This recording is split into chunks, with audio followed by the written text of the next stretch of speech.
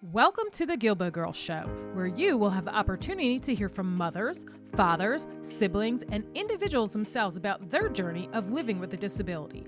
I know, it's called Guilbault Girls, but we have a bonus for you as we get the Guilbault boys to interview some of the dads and siblings to get their perspectives too. We'll also have special guests from time to time to share the many resources that are available to those living with a disability and their families. So get ready to laugh, smile, cry, maybe even get a little angry when you hear some of those stories of their day-to-day struggles. But let's not forget their many triumphs. As they say, it takes a village, and if it weren't for our village, we wouldn't be where we are today. So join us. Hello, and welcome back to another episode of the Guilbault Girls Show. I'm your host, Karen Guilbault, and today's guest is Jawanda Mast. Did I pronounce that correctly? Yes, ma'am. Awesome. So Jawanda is the National Down Syndrome Congress, NDSC, Grassroots Advocacy Manager. She has been involved in disability policy advocacy since her daughter Rachel was born with Down syndrome over 24 years ago. Jawanda has graduate and undergraduate degrees from the University of Arkansas and was honored with the 2017 Alumni Community Service Award for her body of advocacy work. She spent 8 years advocating for the passage of the Federal ABLE Act. She has provided written and oral testimony on a variety of federal and state policy issues and has served on many state-appointed committees. Jawanda believes we all have a story, and we can use those stories to impact change at all levels. She is passionate about the meaningful inclusion of individuals with Down syndrome and other intellectual disabilities in all aspects of the community and has presented at many different conferences. Jawanda says her work is a hashtag labor of love and conviction. Amen to that. I love that. So first of all, thank you so much. Welcome. I'm glad that you agreed to hop on for this. So I'm excited to have you. So thank you for having me. You're welcome. So let's dive in. Let's start from the beginning. How was your pregnancy? Did you have any complications? Was she preterm? And at what stage did you find out about her diagnosis with Down syndrome? Well, I did not have any problems with my pregnancy, and I was never sick a day, and I felt great. Okay. The only thing, I was really tired that first trimester. But I was like model pregnant person. But I was going to be 38 or close to 38. Well, I was 38 when Rachel would be born. I didn't know she was Rachel then. And I wanted to have an amnio by choice. And people ask me, do I think everybody should have had an amnio? And no, I think it's a very personal thing. And you have to decide what is best for your family. Mm-hmm. And I'm going to give a little aside here. I also don't really love it when people say to me, well, I didn't have an amnio because it wouldn't have made a difference, because that implies that to me, it implies the only reason you do it is so you could choose not to have your baby.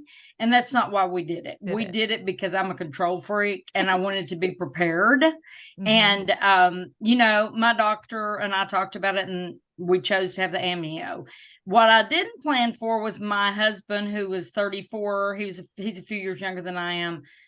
Picture of health and no history of cancer in his family, to be diagnosed with colorectal cancer in January of the year Rachel was born.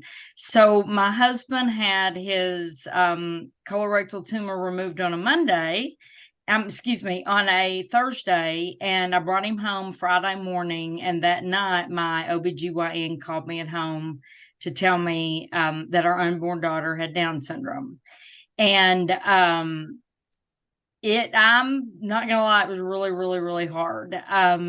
Hard for my husband, hard for me, hard for different perspectives. I don't know what it's like to have cancer, and I sure don't know what it's like to have cancer and find out your child has Down syndrome. Right. But I'm a person of faith, and God walked with us through all of this. And I am happy to report that my husband is 24 years cancer free, and we are very blessed. So. Wow. Absolutely. Oh, I'm tearing up. That is so awesome. So I know you said how it was tough. I can't even imagine, just having the weight on your shoulders of your husband going through this and now finding this out. So how did you process it all? It was a lot. It really was. But like I said, people are gonna think this is kind of crazy when I tell this, but the weekend I was working for a local nonprofit in Memphis. We lived in Memphis at the time. Okay. And we had our biggest fundraiser of the year that Sunday, and I managed the volunteers. And I called my boss and said that I would not be there, told him what was going on because I needed a minute, needless to say. And my immediate supervisor called me like that Sunday to check on me, and she didn't know. And I told her, and she said, "Congratulations." Because you know what? She had always wanted a baby and she'd struggled with becoming pregnant. And I tell people that's the most important thing you can say to someone. But that Sunday, it was unseasonably warm in Memphis, and it was a hard couple of days. And my sister came over to be with me, and she said all just the perfect things. But as I said, I'm a person of faith, and all weekend, that weekend, I struggled with, God, are you still the God that, because I didn't know anything about Down syndrome. I mean, right. I knew what little bit I'd learned in high school. IDEA wasn't passed when I was in school. Right. So I'd never really been around anybody with Down syndrome. What I knew was not good. Now I look back and realize I don't apologize for that because I didn't know. Okay. Right. You don't know. It was it was a hard time, but that Sunday morning, this is my favorite Bible verse is Jeremiah 29:11. It says, I love it from the NIV. For I know the plans I have for you, declares the Lord. They are plans to prosper you and not to harm you, to give you a hope and a future. And I wrestled with God about that weekend. And I'm going to tell you that Sunday morning, I was sitting out on our patio, unseasonably warm. And it was like, I know God did not really speak to me, okay? But I felt like I could just hear God saying, Jawanda, I know you are angry with me, and I know you don't understand, but I really am the God who has the best plans for you. And trust me, and it'll be okay. And I have so many stories throughout life where that came back to me, and I was watching Rachel do something, and I could hear the Lord saying, I told you I've got this. I promised you I've got this. So yeah, it was a hard time. So yeah. And that brings it to, to the next thing about support, about, how much support did you have along the way? And do you have any words of wisdom for those that might be walking this walk right now and just entering this journey? Because we know how key it is to have support, guidance, and understanding on all levels. I do. I love your accent, by the way. Sorry. I just absolutely love your accent. I just want to bottle it up. Yeah, everybody loves my accent. They're like, could you go with us to ask for stuff? It's funny. I'm the sassy Southern girl, we have been very fortunate to have a really great friends network. And we are also very fortunate because there are other people that did not have the same thing happen to them. Our friends all just joined our journey. So many of them, for years, I wrote a letter. That date was February 5th, 1999. And for years, I sent an email to the people that had been with us through that. Friends we've had since high school, a lot from college, a lot along the way, and said, this day was a defining moment in my life. Yeah. And we have just been so fortunate because those friends came along with us. We had a wonderfully supportive church that wanted to help us, support us, didn't know what we needed, but were willing to do whatever we needed. So many people reached out and loved us, and I am just beyond grateful for that. And, knowing ahead of time did give me the opportunity to go and learn so that I was ready. Yeah. To get Rachel going in early intervention. It was a learning curve too. I didn't have any children. She's an only child. So, and I've worked with kids for a long time through 4-H and different things. So I've seen a lot of examples of good and not so good parenting, worked with kids at church and stuff. So, I had all that, but I'd never had a child. So you've got that. But early intervention is mandated by the federal government for baby or newborn to 3 with disabilities. So we were able to benefit from that. So we had already visited places and lined up what we wanted to do for our early intervention. And the first time we went, Rachel was a week old, and there was a lady there with her little boy. We ended up being in a group together. His name is Ben, and we ended up being in a group together because we were grouped together by age. And it just so happened the group we were in, there were 4 people with Down syndrome. Our group was called Ben's Angels. But when I had prayed that God would send me a friend that had a child with a disability, because I didn't really have friends that had children with disabilities. And then, oh, by the way, God, if it could be somebody that has a child with Down syndrome, that would be even better.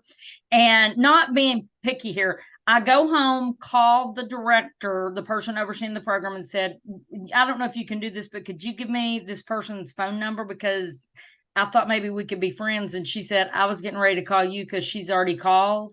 We live less than 10 minutes from each other, and we've been dear friends. Even though we don't live there anymore, we've been dear friends and still support each other. Oh my gosh. Isn't that a great story?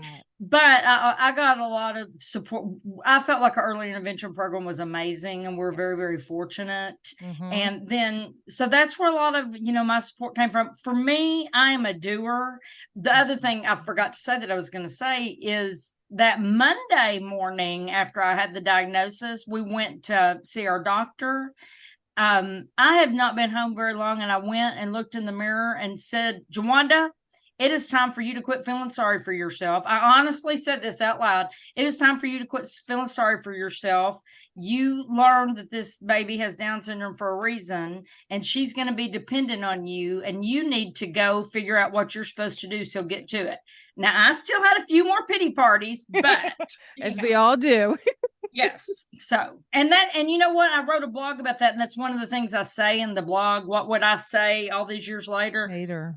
It's okay to have a pity party every now and then. Just don't stay stuck. If you stay stuck, you need to go look for help. Yep. I also tell people to try to have friends, not just on social media. We didn't have social media back then. We didn't have social media till we moved here to Kansas 15 years ago. And not because of where we lived. It's that new. Yeah. I don't think younger families can really understand that. You need real live people in your community if you live somewhere where you can have that. I understand some people don't, but it makes a difference. And they're the people that are going to help you know which doctors to go to and about the program nobody told you about. Exactly. I think laughing at yourself is really important. And we laugh at ourselves a lot. I have some great stories about that. Another thing, the last thing I'll say on that and what I would say to people is I tell people you need to be educated and educate. Usually people say educate and be educated, but no, you have to educate yourself before you can educate other people. And if you don't search out information through conventions, through reputable websites, through organizations, you can't know what's going to work best. Yep. You may know kind of what you think works best with your child, but you may not have even known that you should be trying something with your child. Yeah. So I'm a real pro education person. Yep, have to be. Did your marriage change any after you had Rachel, being that she had Down syndrome? Because you always see the statistics on marriages kind of falling apart, and like with us, it actually pushed my husband and I together closer. But you read all those statistics about how marriages fall apart when they have a child with a disability. Did your marriage change in any way? Not like that, but I will tell you this, it's very interesting, and I couldn't find the research right now if I had to. Do you know, you're right, marriages, there's a significant increase in marriages splitting up, except in the Down syndrome population. In the Down syndrome population, they do not see that same statistic if it's separated out. And again, I couldn't find the research now if I had to tell you. I think we had a unique situation too because of the cancer, that my husband had. And we were fortunate because Rachel's healthy. She had Down syndrome, but a lot of babies with Down syndrome have many, many health issues. That was my next question. Yeah. Yeah. Rachel has been very healthy overall. She had, I have allergies and have had nose surgeries and stuff. So if she didn't have Down syndrome, she might have that. But children with Down syndrome do tend to have more issues, respiratory, hearing loss, ear infections, those different kind of things. And Rachel definitely was like that. She didn't have an ear infection all the time, but she definitely had her share. She's had to have some ear surgeries as a middle schooler, high schooler, because she had some strange thing when she had a hole in her eardrum. And she has something that I can't pronounce, that skin growing on the back of your eardrum that can cause all kinds of problems. And so she had to have 4 different ear surgeries, but she has minor hearing loss because from that in one ear, because they were able to do what they did. But she's really been overall very healthy. So we've been very, very, very fortunate for that. Yeah. Yeah. Can you share with us what your typical day looked like back then, or week was like, between juggling work and therapies and specialist appointments and all of that good stuff?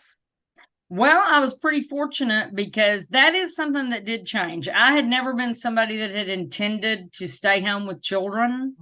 But even before we knew how she had Down syndrome, we had made the decision that that's what we would do.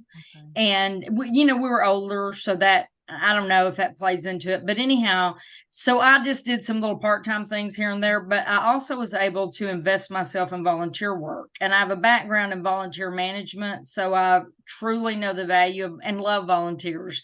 And so because of that, I kind of invested myself that way. And because that's the way I'm made, it really energizes me, and it's my catharsis to get involved in things. So that's what I did. But we did not have a lot of specialist appointments because she was so healthy. And our early intervention provider was a center-based program. That's what we chose. And we went 1 day a week, every Monday for 3 years. And Rachel rotated through different things. We had time together with the other families. They taught them sign language. That was part of our speech therapy. And one of the best things they did in that program was they had a component on teaching parents. It was a parent support component. I didn't always like that, but the part I loved was they taught us the law, special education law, to help us transition out of early intervention into the public school system when she turned 3. But regular people don't have therapists coming to their houses, but we had a few therapists that came to our houses. But you know what? This is the other thing I say in that blog about what I'd say all these years later. You know what? You need to have your life as normal as possible, whatever that is for you. And we made a decision pretty early that, you know what, if it's the holidays, but we did not have health issues. And I want to be clear about that, because you have medically fragile children. That's a whole different thing. So we did not have that. But, during the holidays, we just say, we're not going to do these therapies. We'll do this stuff at home ourselves, but we're going to go do fun things. We're going to go to the zoo today. I didn't cancel something a day ahead. I mean, I planned ahead. But we really did try to do very typical things. And one of the things I did is there was something there where we live in our community called Mom's Day Out at local churches. And we signed Rachel up to go to that 2 days a week when she was old enough to do that, because I wanted her to be around other children. And she didn't go to daycare. She did interact with other children through our early intervention provider, but I felt like she needed more than just the church time or the little play dates you could do. And we don't have other children. So we started in the typical Mom's Day Out. The other reason we did it is I started learning about inclusion pretty early and how you're going to have to fight for it. And I started planning then and laying the groundwork. She's always been with typical kids. She's going to be with typical kids in the classroom. So it started way back then. Yeah. What about on those days and in those moments when you felt overwhelmed? What are some of the things that you do or have done in the past to help you cope, or is there an outlet that you went to? Well, I write. I love to write. And so I frequently pick up a journal and just write. I write and throw things away. I write a bunch of emails that I never send to make me feel better that it's probably good they weren't sent. And friends. I'm just blessed with good friends. And, the blessing of the friend with the child with Down syndrome too, and I've met so many other people through the years with children with disabilities and Down syndrome. We really did get to be friends with the people we did the early intervention program with. And Becky and I could say things to each other that you can't say to somebody that doesn't have a child with Down syndrome, and you might even be offended if somebody said. But another blessing, we had several people that we were good friends with, but became even better friends with. One, her name is Holly. And Holly actually was a little bit younger, quite a bit younger than me, but they were in our group at church. And she loved children, and she was an early child preschool teacher for children with disabilities. And Holly loved on Rachel so much and loved on us. In fact, when we left and moved here, Holly scheduled a time just to do something with Rachel. She had a little girl by then, and I thought they were all going to do something. And when she brought her home, I'll start crying telling this. When she brought her home, she said, I left my little girl with her daddy because we had Rachel before she had her daughter for several years, and she was kind of like an aunt. My sister didn't live there, and she was kind of like her, more than an aunt. They were friends. Yeah. And she said, I left my little girl with her husband because I needed my time with Rachel. And anyhow, we've stayed in touch with them though. But people like that God blessed us with, so. Absolutely. That we likely would not have been as close to if it had not been for Rachel. Right. Yeah, absolutely. Absolutely. And so then it brings me to the next question, which you obviously didn't because you have had a lot of support, but have you ever felt socially isolated? Or did you ever feel lonely, like you're around people, but they're not with you? But you found those people during early intervention that were your true people, but I think that struggle becomes more prevalent for us, not everybody, because I know I've just heard some horrible stories about families not accepting it, friends, feeling like all your friends had left you, not wanting to be around your friends because you felt like they didn't understand, or their kids are reaching typical milestones when your child isn't, all that. Yeah. But, I think I have felt that more as Rachel has been in middle school, high school, and as an adult. Not necessarily socially isolated, but often thinking you really don't get it. You don't understand. You do not understand. You do not understand that my child, who is 24 years old, cannot get herself anywhere. Right. We have to help her, and we have terrible disability transportation where we live. And yeah, you can use Uber, but you got to be sure that's safe. There's so many things you've got to figure out with any kind of ride share. Right. And then there's the expense of it. It's really expensive, especially now. So, and I am probably unrealistic sometimes. I'll get irritated and think, you have been around Rachel all these years and you didn't think to ask if we needed help with that. But the flip side of that is I have people all the time tell me, I'm so glad that you're in this group because we would know all of this about people with disabilities if we didn't know you. A lot of times I don't think it's that it's not intentional. People just don't know. Now, sometimes there's a few intentional people, but you know what I mean? Yeah. But I do think for me, it's probably been a little, I have great friends here and we have wonderful support, but it has been a little more that you really just don't get it. Yeah. I had a hard time because even when we moved over to a different county, I started struggling as middle school, high school, and we moved to new county. So it was hard meeting people here. And we have found our people that we love here finally. But still, there's not, with faith with cerebral palsy, it's like everybody with cerebral palsy is so different. Like there's so different, levels on how they affect them, where they affect them, like everything. So there's been very few people that we've met that really faith can relate to. We're grateful for the ones that we have. But so sometimes we still get it, but still sometimes it's hard because, you're kind of dealing with a little bit of different things than what the others are. But yeah, and as you get older, I feel it gets harder. It definitely gets harder. And I am different challenges. Yeah, different. Sure. Exactly. And we just ended up joining a church. We started going last February, And we switched churches because the one that we were going to, everybody's off to college now. The youth group isn't, you know what I mean? Or they're on the worship team, and I really needed faith to, like, so we ended up going to a church right down the road, which I've been involved with on and off for different things, but they're one of like the top 25 churches in the country that has the biggest special needs ministry. So there, I've met a lot of folks there, like parents and stuff that we can relate to and everything. And, granted, a lot of them are older than her, but they actually did get a grant for the younger ones too. But they will pack that room with like 800 to 900 individuals between the people with the disabilities and then their personal supports or respite or whatever. And they meet Tuesdays and Thursdays, and then they do Pizza with Jesus every third Thursday or something. That's like cute. That. Yeah, and then they have a service on Sunday mornings at 11 for them, and then we've been going to the 6 o'clock one too because Faith was going in with the typical kids because she goes to the Maryland School for the Blind, so she is with people with disabilities all day long, so she needs to get that socialization too. But yeah, so it plays a big part. What about go ahead.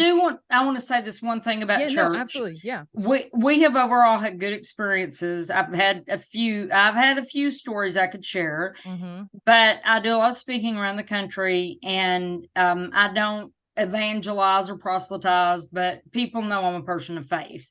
And almost every time I speak, someone comes up afterwards and tells me their horror story about church. I've heard so many. Yeah. And I do think the church, and when I say the church, I mean the church, not my church or your church. Right. I really do think that is a place we must do better. Absolutely. There are too many people with kids with disabilities that their children aren't being served and their needs aren't being met. And that's a podcast for another day. So.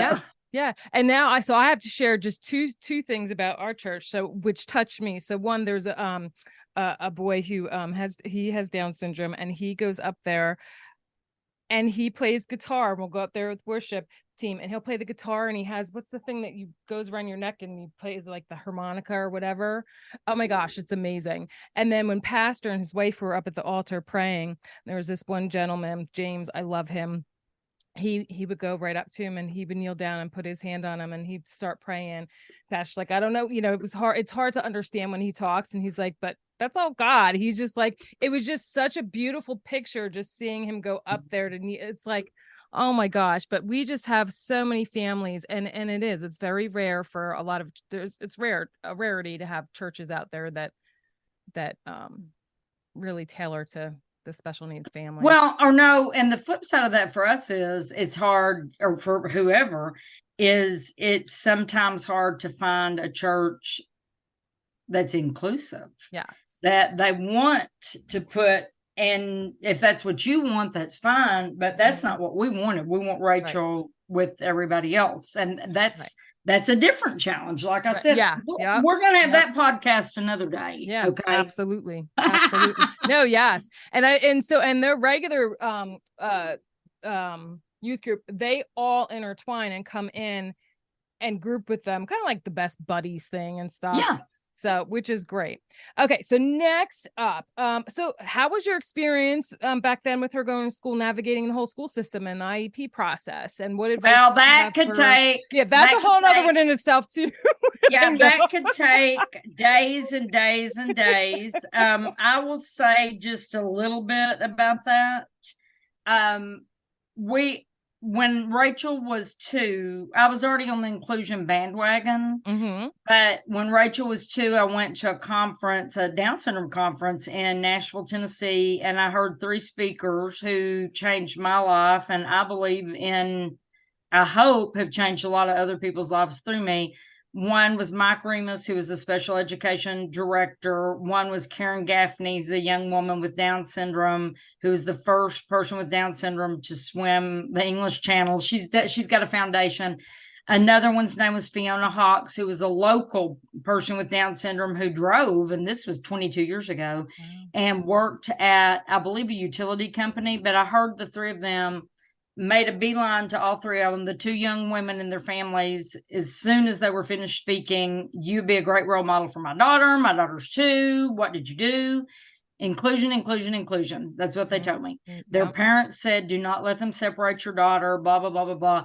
And then Michael Remus, who's well known around the country, he's really a mover and shaker in the inclusion movement for people with disabilities. He put it all in perspective for me, in the nuts and bolts of it. And I actually, things come full circle. Rachel and I actually got to be on he spoke at a conference we spoke at a few years ago, and I thought I had arrived because he truly changed my life. But that caused me to do the research and do the education and find out what is best practices, what works, and learn the law. And so we wanted Rachel included. We did not want her visiting the general education classroom. We didn't want her separated, and the research all supports that. I would not know any of that had I not educated myself, gone to conferences, blah, blah, blah, blah, blah. It was very hard. It was hard where we lived. Not as hard where we moved to, but I still, Rachel's case manager, her senior year, looked at me and said, Jawanda, I was thinking about this the other day. She said, it's like you've gone to school twice. Because I was that involved, but I could be that involved, and a lot of people can't. But that was our value, that we wanted Rachel included, but it's also what the research says works. Right. But you can't make people do inclusion right. You can make them do it, but we didn't want Rachel to be stuck in a classroom. We wanted her to be meaningfully included. Yeah. And I wrote a couple of things down because I knew you were going to ask me this question, because I will really get us off topic if I don't. And this is what I'm going to say. Okay. Throughout life, but especially for school, have high expectations. And I think the people who have worked with us will tell you that our high expectations help them, high but reasonable. Our high expectations help them to have high expectations. I wanted meaningful inclusion. I don't want Rachel stuck in a classroom. I want her meaningfully included, and that's going to look a little bit different for everybody. I treated IEP meetings more like a business meeting. Now, I did take food because I am a really good cook, and it didn't hurt. And a lot of people don't like that, but it is what it is. But I did treat them very much like a business meeting. We took our own agenda, which surprisingly, I sometimes took over the meeting, and we followed my agenda. I think one of the most important things you can do when your children with disabilities are little is share your vision statement for your child. And you should be doing that at the beginning of IEP meetings anyhow. And have a picture of them. We did the same thing when we did all of our parent advocacy classes, help them make binders, have their vision statement, the pictures. Yes. And lay it right there in the middle of the table. Yes. And Rachel went to most of her meetings. She did not stay, but she went, and she would introduce herself or whatever. But what we do when our kids are 3, 5, 7, impacts where they're going to be when they're 16, 18, 25. That may be true for everyone, but it's really more true for us. And you know what? I am the one that's going to be held accountable for Rachel. And if somebody's going to be wrong about something, I darn sure want it to be me, because you may love my child and she has so many people that love her, but I'm the one responsible. But I would say learn the law. Everybody tells you to go hire an attorney, and sometimes you need to do that. I believe in learning the law and using the law to advocate. Does not make you adversarial. It makes you educated and able to say, I don't think that's right. Be educated and educate. Be as involved as you can be. I am fortunate. I was able to be the room mom. I was able to be the volunteer. I could see what was going on. But that also helped me to have eyes for other kids too. One of my favorite lines for an IEP meeting when you're told something is, I'd like to see that policy in writing, please. When someone tells you something that sounds even the least bit off, then just ask them to see the policy in writing. And a lot of times they don't have the policy in writing. Sometimes it's because they just don't know. It's just how they've always done it, and they think that what they're telling you is correct. We have that happen numerous times. I'm not saying they're out to get anybody, but that is a great statement. guide your IEP with your vision statement, and just think about where you want your child to be, because the choices that you're going to make, Mom's Day Out, I knew I wanted Rachel to be included in society, and I knew I had to start early. And you know what? On the inclusion thing, I knew if we started out, I'd read enough and seen enough that I knew if we started out being in a segregated setting, that we would never get back in a gen ed setting. So we're going to start. The law does not say you have to earn your way into the general education classroom. That's where you start. And then we add the supports.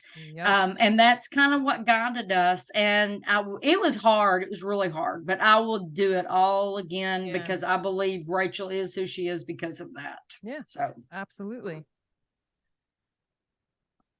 Can you share with us how you got involved in disability policy advocacy and tell us more about that journey and how it's been over the years? Because you've done quite a bit.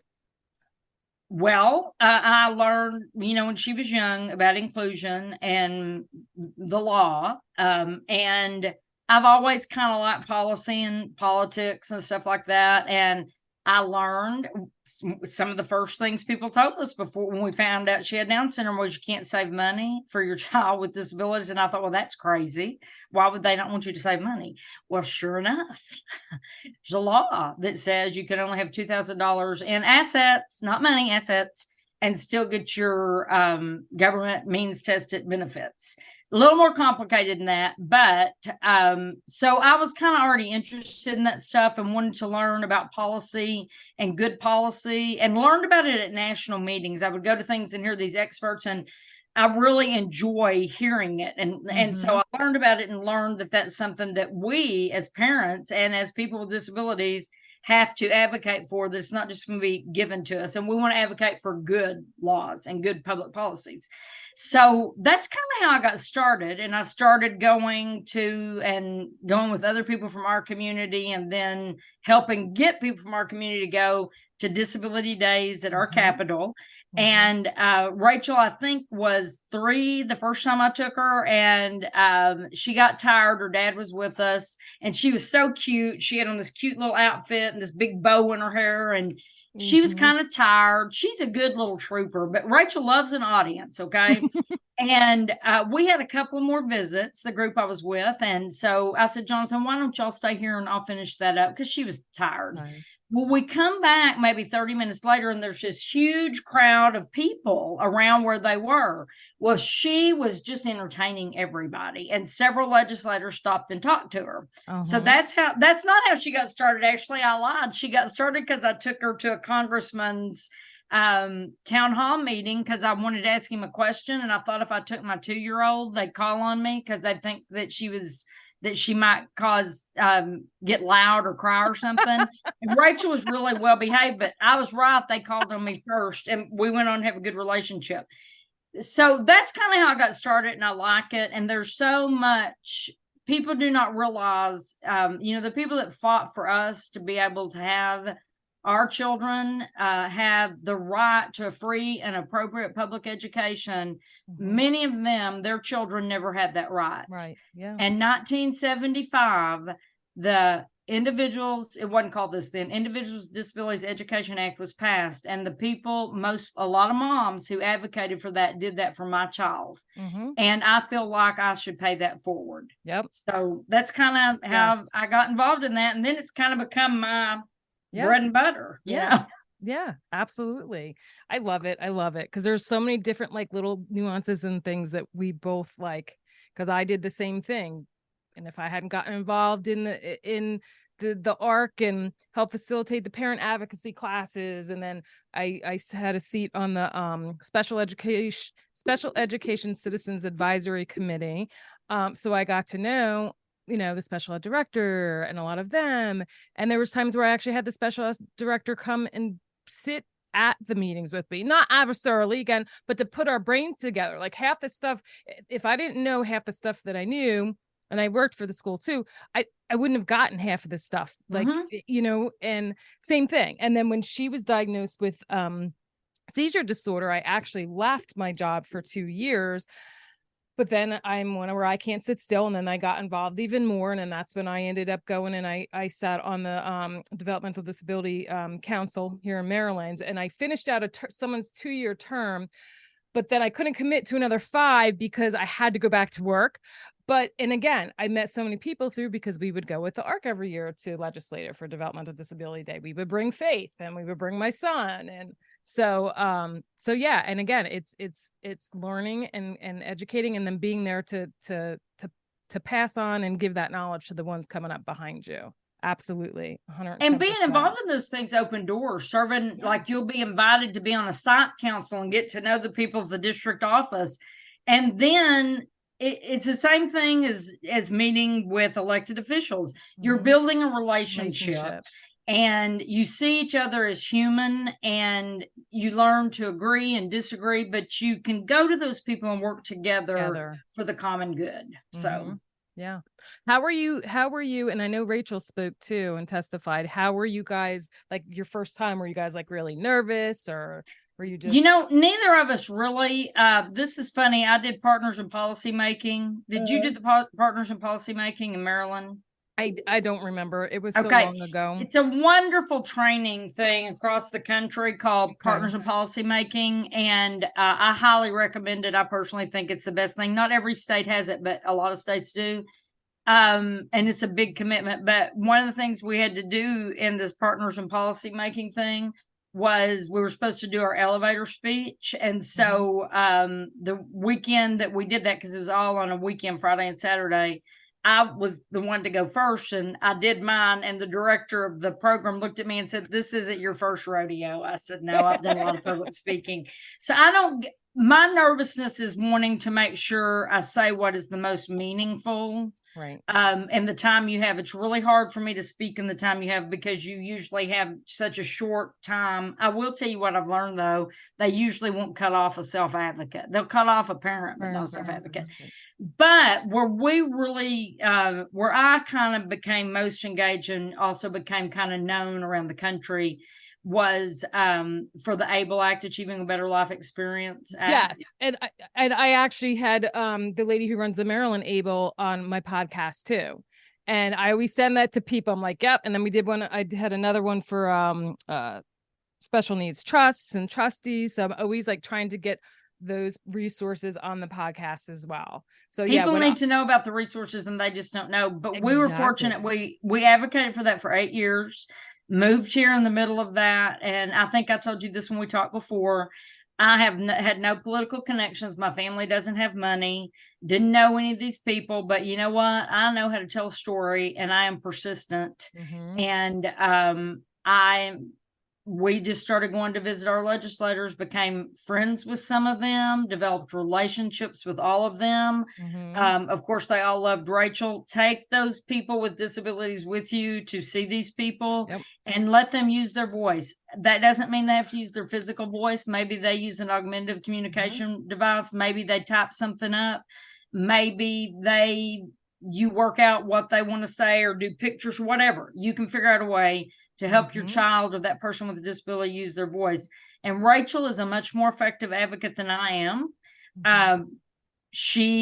That's my daughter. We've already said that, but she is very good. She has learned by osmosis, and she's learned by going to those visits what's important, and that your story is important, and it's important to ask them to do something and follow up. Wow. So I love doing advocacy. Would love to come back and talk more about that sometime. Yeah, so. Absolutely.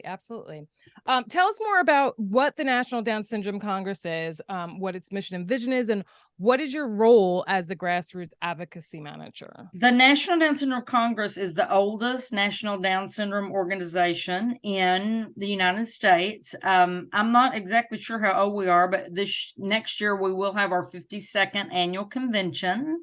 We're kind of known for that. It's called the largest family reunion. It's likely the largest gathering of people with Down syndrome in the country, and it's a family convention, and we have all kinds of things with it. NDSC, we have an official mission statement, but we educate, advocate, empower, and inspire. And our convention is one way we do that. We have resources for families across the lifespan. We do webinars for families, educational across the lifespan. Our convention is a wonderful resource because we have all of the best national speakers in advocacy, education, co-occurring Down syndrome and autism, behavior.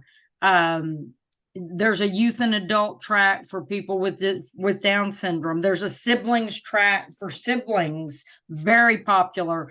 I run the advocacy training boot camp because our policy area has a strong presence at that. Our policy team is the most experienced policy team in the Down syndrome community. We have someone who's the former director of OSEP, Stephanie Smith-Lee, she's our interim director right now. She also helped to start the first inclusive college program at George Mason University. Ricky Sabia, who is our senior education advisor, who has been around for a long time and represents people with Down syndrome's interest on many task force and national initiatives to make sure our voices of people with Down syndrome are represented in the education arena. We have a policy associate, Chapman, who does a lot of work on the Hill. Then I do the grassroots advocacy. And I tell people what I get to do. I do truly believe everyone has a story. And, everyone's not me. Everyone wasn't born to talk, and praise the Lord, and tell stories. But I have seen people that aren't outgoing like I am, that are shy, that struggle to speak in front of people, learn to use their voice because of that child they have with Down syndrome or another disability. Yeah. And legislators and policymakers and decision makers will tell you over and over again that the thing that impacts them is your personal stories. Our life and our journey is an example of that. We went and found our legislators, told them our story, and Rachel told them her story, and we were able to pass good legislation. We've also worked on a number of other things besides ABLE. Sometimes it doesn't go well, sometimes it does. But you just have to keep on doing that. So I work with a network of volunteer advocates across the country. We have advocates in it's called NDAC, National Down Syndrome Advocacy Coalition. We have advocates in all 50 states with Down syndrome and family members and people that love them, friends, professionals, whatever. We do some education. We utilize them to help us expand our outreach. For example, if we have someone that contacts us and says, a Senate office, we need help getting legislators to vote in this committee for this to pass out of committee so we can move it forward. Can you reach out to your advocates? I can quickly and easily figure out who do I have in Texas and those districts and we reach out to them and they call, and we have gotten feedback from many offices that it's made a difference. So I love what I do, and I love working with people. So it shows. I love it. So let's talk about the Sassy Southern Girl blog. When did you start blogging? I know that you said you always like to write and stuff. So what inspired you to actually start the blog and share it with people? And then what kind of feedback have you gotten over, the years? Because I know your story has touched many. It's a very neglected blog these days, but it's funny. I've always loved to write, and people used to say to me all the time when blogs first started, they would say, you are such a great storyteller. You have the best stories. You should write a blog. And my husband's saying you should write a blog so you can make some money, which I hadn't figured out how you do that yet. But anyhow, and I was like, who has time to read blogs? I don't have time to read blogs. But one day, I don't know what I saw, but the name, somebody said it to me. You're the Sassy Southern Gal. And I thought, that would be a great blog.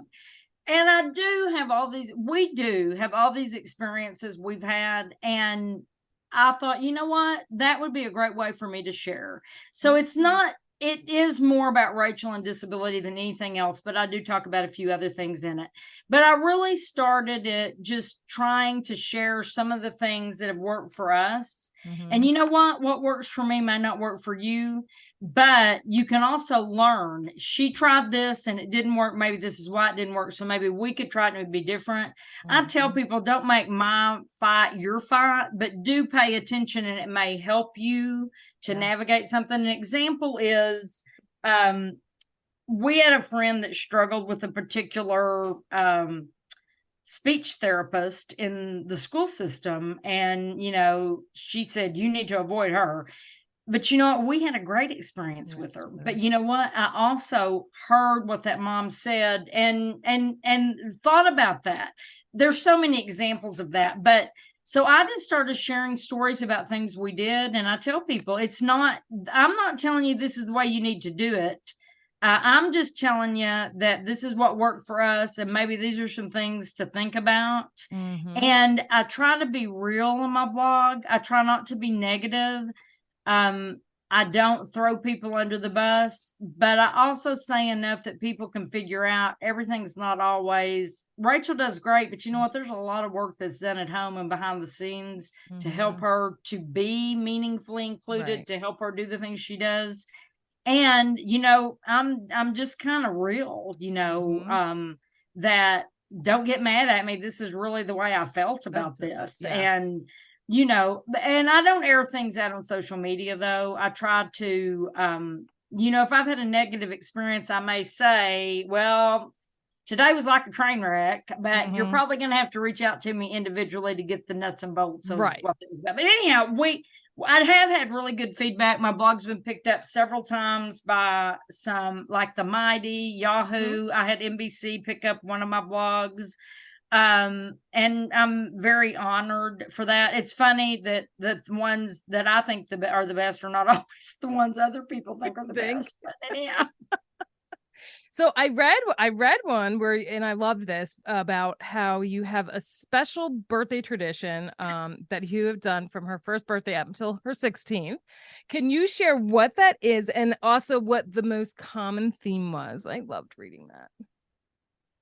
Do I remember what the common theme was? I'm not sure. I really am not. I don't know where I heard about it from. I probably read it somewhere, but we started when Rachel, I think when she was 1, we'd choose a book. It could be a classic. It could just be something. Hop on Pop was one, for example. My husband loved Hop on Pop.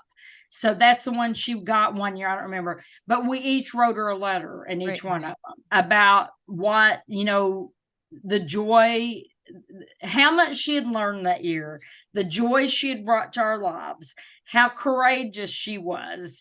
And when she hit about 16, we decided that was probably long enough.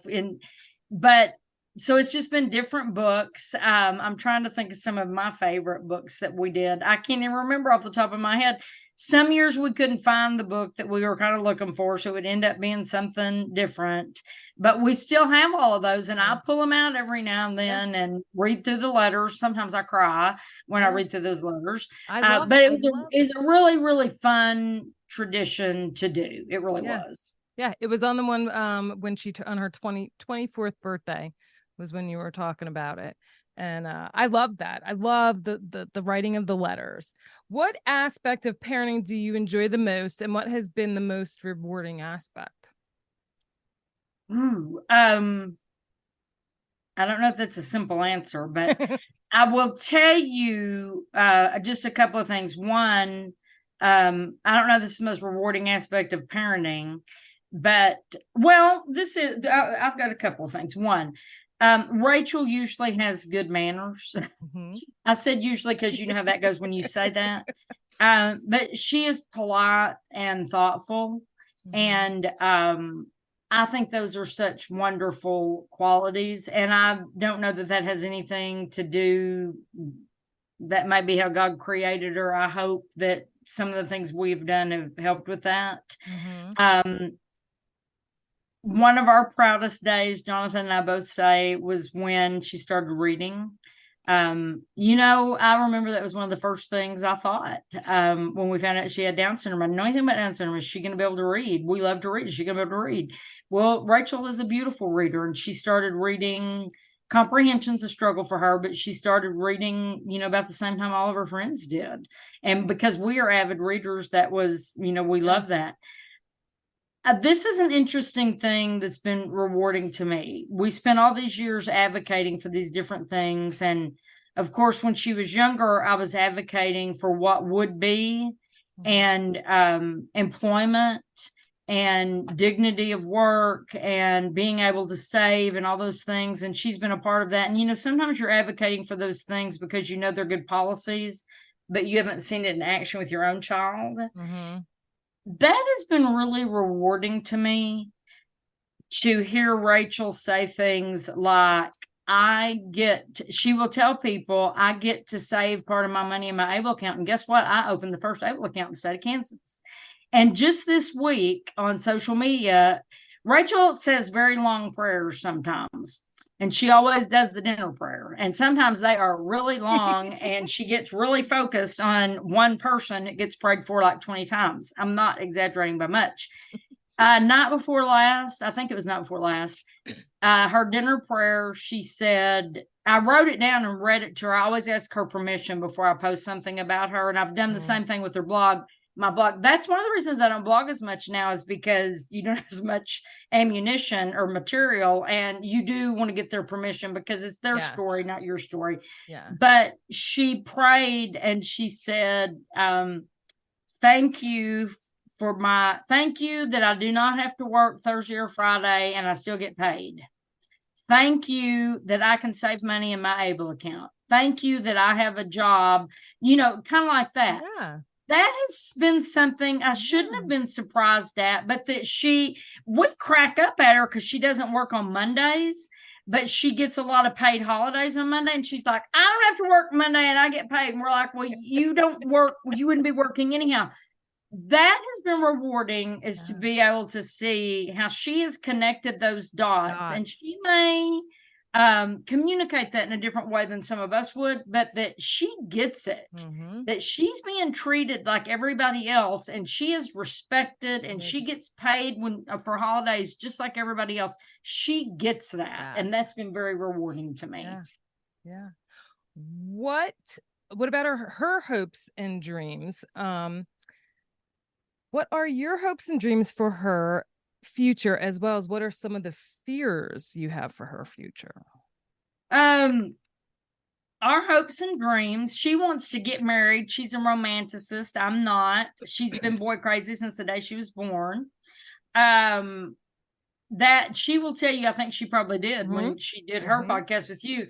That's her number one goal, is getting married. And one of our goals was for her to be able to have a job. One of our goals was for her, she wanted to have some sort of training after high school that she could do that. And she did go to college 3 semesters. Didn't work out exactly like we thought it would, but she did get to have that experience. And then COVID hit and she came home. So she had that experience. We wanted her to have a job that she loves, whatever that may look like. And she does seem to love her job. It may not be forever, I don't know, but she seems to love it. And it seems University of Kansas Hospital done a great job. Kudos to them. And she's done a great job. It's been a good thing.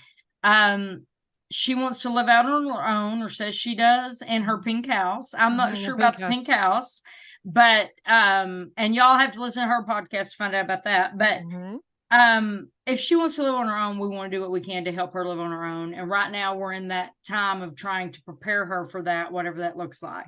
Housing, affordable housing, affordable, safe housing for people with disabilities is very, very, for anybody, is very challenging, but certainly for someone with Down syndrome.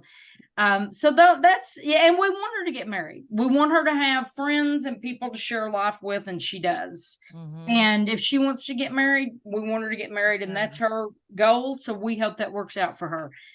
Fears. I think your fears become a little more prevalent as you age. We have everything set up, have met at different points in our life with attorneys to set up special needs trusts that would be established at certain times, who would help with Rachel. We use a supported decision-making model and not a guardianship model. And we have that all planned out. But because of some of the government benefits, if she leaves Kansas, she would go to the bottom of a wait list in another state for services. So some of those things are kind of scary to me, because she is an only child and our families don't live here. So the people who we want and would help her don't live here. I don't know what that looks like. So that's one of the things her dad and I are kind of focused on right now. And how we need that to look and what kind of steps we need to take over the next few years to mold that into something that's workable for everybody. So, yeah. What has God taught you through having Rachel? So much. But one of the things that I always say is Rachel finds joy in the journey. Mm-hmm. She is not happy all the time. That's a myth about people with Down syndrome. She has emotions just like everybody else. But she does usually see the good, and she does usually find the joy. Mm-hmm. And that's the biggest thing I take from her, is that it has made me stop and think about there is joy in the journey. And all the things we go through make us who we are. The bad, the good, the mountains. If you never have a valley, how do you know that the mountains are great? But she finds joy in the journey, and I hope that I do more of that since I have her. So I love it all. So is there anything else that you would like to share before we wrap things up? Just thank you. I love, this has been fun. So you're so easy to talk to. So thank you so much for having me. I appreciate it. And I love the sleeping beagle behind you. I know. Look at her little eyes are starting to open up. So my first baby was a beagle. So. Was it? Oh, Festus. Oh, yeah. She's gonna be 13, my little boy. Well, he was 14 and he was a monster, but he was my baby. So yeah. So I'm excited to let everybody know that I did actually interview Rachel already. But her episode is gonna air after Jawanda's. So that's why I didn't want to ask too many questions about Rachel, because I want her to be able to share it through her episode. So the other thing, last but not least, is your word. So what is a meaningful word for you? Or is there a goal for 2004 that you have a word that is going to help you, remind you to reach that in 2024? Even if it's a scripture, because I have numbers too. So if it's a favorite scripture, I can write this, type in the scripture and the chapter and verse as well. So what word? Well, this was the hardest thing about this, but I came up with the 4 words, but I'm going to tell you the 4 words with the one I'm going to choose. I picked journey, passion, conviction, connect. Yeah. But connect is going to be my word. Right. And that's the last word I came up with. But the reason I'm going to say connect is I do love storytelling, but storytelling is about connecting people. And so much of what I do is about connecting people. And this year I realized I didn't realize it until I'd done it several times, but I'm frequently connecting somebody. You want to know how to do something about the Medicaid waiver in your state? I need to connect you to these people. They know more than I do. And I will put at the bottom when I'm introducing them, I love connecting good people. Mm-hmm. Well, that is a lot of what I do, is connect resources, connect people, in my job, but in life in general. And I love being connected to people. Mm-hmm. And so that's my word, is connect. Well, I love it. And thank you, Kim and Justin, for connecting Jawanda and us. Yes. Wonderful family. Yes, they are. I love them. Well, thank you again so much. And everybody, stay tuned. Make sure you come back in and watch Rachel's episode after Jawanda's as well. So have a great day, and we'll see you next time. Thanks. Thank you for joining us as we spread awareness through our personal stories and the many resources shared. You can help us by joining our village simply by sharing our show with the masses. You can also become a supporter of the show by clicking on the link in the show notes. Your funds will allow us to keep sharing these valuable, heartfelt stories and resources. Be sure to subscribe to our Guilbault Girls podcast and YouTube show, and don't forget to follow us on Facebook and Instagram at Guilbault Girls.